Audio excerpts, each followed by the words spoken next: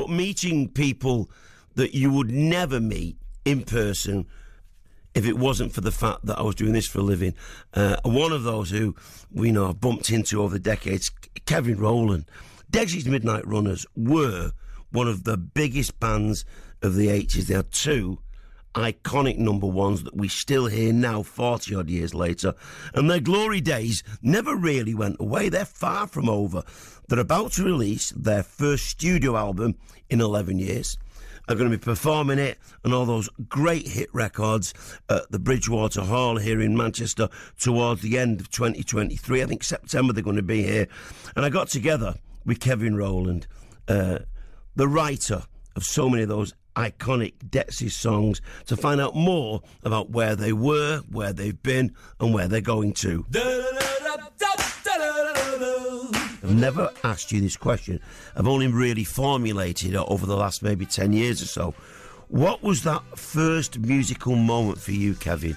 Whether it was something you saw on telly, a live something you saw, a song, any that made young Kevin want to be in a band? I think it was Elvis.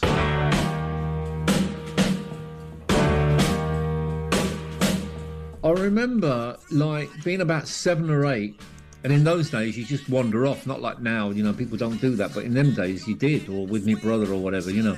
And I remember being outside the cinema and watching them all going in to watch Blue Hawaii. And they were all teenagers going in there with their quiffs and their winkle pickers, and the girls had like hoop skirts on. This would be about 61 or 62. I just thought, wow, that looks amazing. And the poster looked amazing, but I hadn't really heard him. I'd heard people talking about him. I hadn't heard him. And then I heard Can't Help Falling in Love with You. And then I suppose, you know, then it was Thank You Lucky Stars, Billy Fury, and people like that. But I think Elvis was the one, really. When I look at your career, you've had to reinvent yourself. You can't just say, well, hi, I'm Kevin Rowland and I can sing Gino and I can sing Come On Eileen in a cabaret band. You have moved on. In fact, when you did, was it 2016? Dexys Do Irish and Country Soul. Yeah. A complete and absolute change of direction. Where does that energy come from and that impetus to make you think, right, I'm going to go out on a limb here and I'm going to have a go at this? I just don't think I can do the same thing twice. I just can't do it. Do you remember the stick you got when you bought the album Don't Stand Me Down out? I do. How did you deal with that? Remember that? Of course I do. Yeah, it was shocking, wasn't it? So how do you deal with that? You don't really. I don't think I really did. I kind of just internalised it and tried to brush it off, but I didn't ever talk about it or acknowledge it, really. You know what I mean? You do that when you get older, don't you? But when you're young, you just think that nothing's going to bother you, but it actually does. It did bother me because I felt we'd done a record that, you know, I didn't think we could better, really. It wasn't so much the music, it was the clothes that freaked them out. You were wearing suits, if I remember correctly, Yeah. proper like Ivy League type suits. Exactly. It was Brooks Brothers, you know, it was all that Madison Avenue, Mad Men look, which was the original, which was where a lot of the mods took their inspiration originally from. Let's you and I talk just for a second about Gino and Come On Eileen. For you, and be really honest with us, Kevin, we go back a long way. Are those two songs a burden or a blessing to you? I've seen them as both over the years, but now, definitely, Come On Eileen is definitely a blessing because, you know, it pays the bills.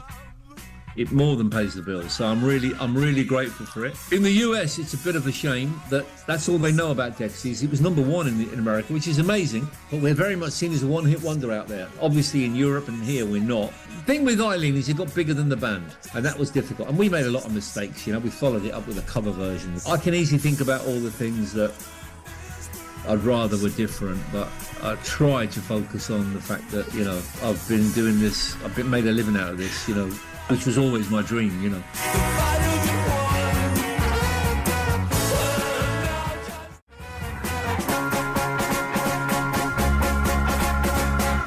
Talking to Kevin, you're going to hear more from Kevin Rowland. Do you know he was so absolutely honest about everything?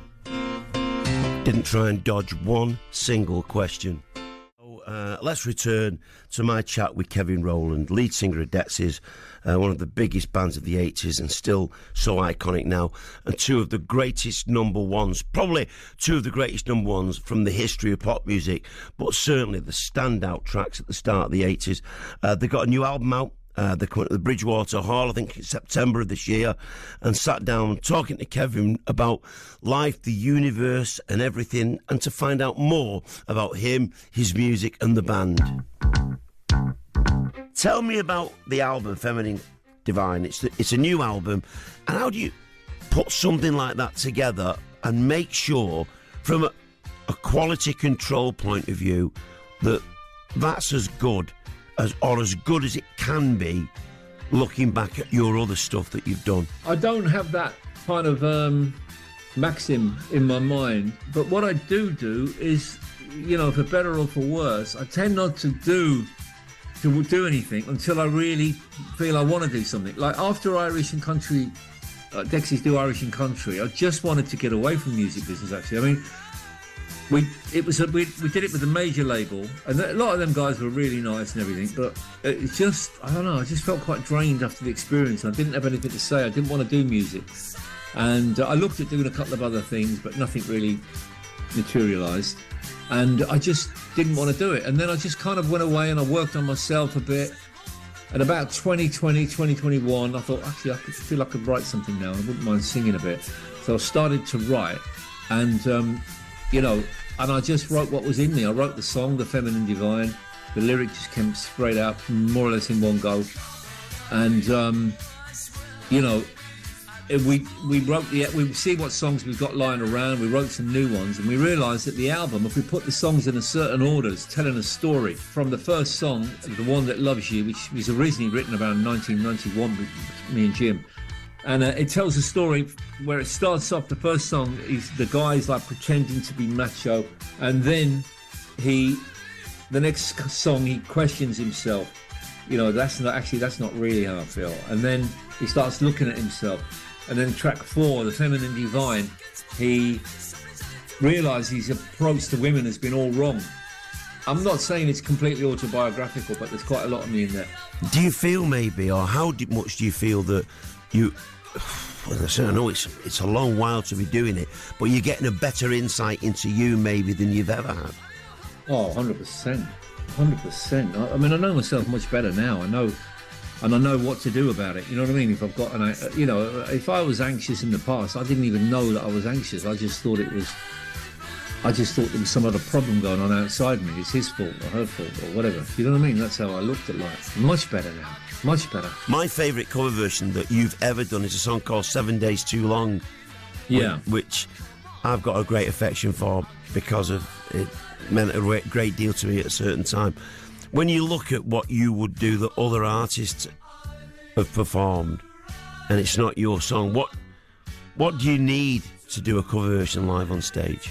What does it need for you? You've got to get inside it, haven't you? To do it, you know, yeah. To find your... It was Levi Stubbs, I read where he said, you've got to find a way into the song, you know. I always try to ask myself, what does that song mean to me? What does that line mean to me? How can I get some... I wish you all the best with the album. I know that you're coming to Manchester. I think you're at the Bridgewater Hall later this year. September, yeah. You take really good care. You too, Mike. Keep on performing, my friend. Will do.